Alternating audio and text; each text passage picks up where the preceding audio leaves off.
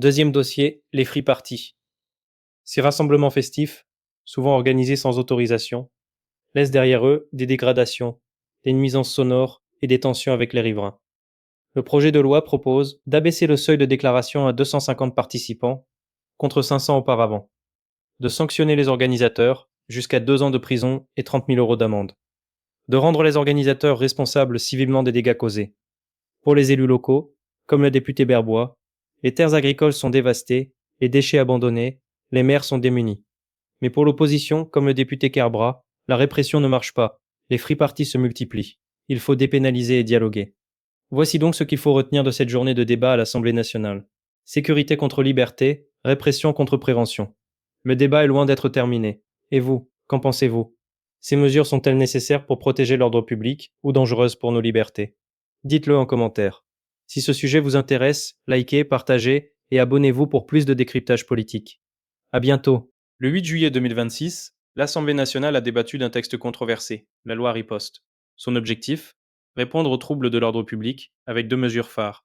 Lutter contre les mortiers d'artifice détournés en armes et encadrer les free parties sauvages. Mais que contient vraiment ce projet? Qui est concerné? Et quels sont les impacts concrets? On fait le point. Premier sujet, les mortiers d'artifice. Utilisés de plus en plus comme des armes contre les forces de l'ordre, leur usage a explosé. Après la victoire du PSG en Ligue des Champions, les tirs de mortier ont même été multipliés par 3, selon le ministre de l'Intérieur. Face à cette situation, le gouvernement propose la fermeture administrative des commerces vendant illégalement des mortiers, pour une durée allant jusqu'à 1 an. Des sanctions renforcées, jusqu'à 3 ans de prison, contre 6 mois aujourd'hui, et 45 000 euros d'amende, contre 7 500 euros, pour le port ou le transport illicite. Une procédure contradictoire pour permettre aux commerçants de se défendre avant une fermeture. Mais ce texte divise.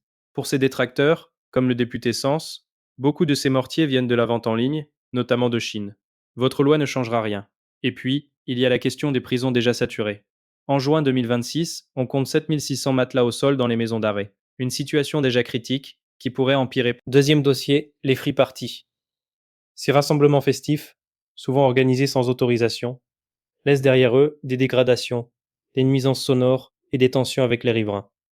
Le projet de loi propose d'abaisser le seuil de déclaration à 250 participants, contre 500 auparavant, de sanctionner les organisateurs jusqu'à 2 ans de prison et 30 000 euros d'amende, de rendre les organisateurs responsables civilement des dégâts causés. Pour les élus locaux, comme le député Berbois, les terres agricoles sont dévastées, les déchets abandonnés, les maires sont démunis.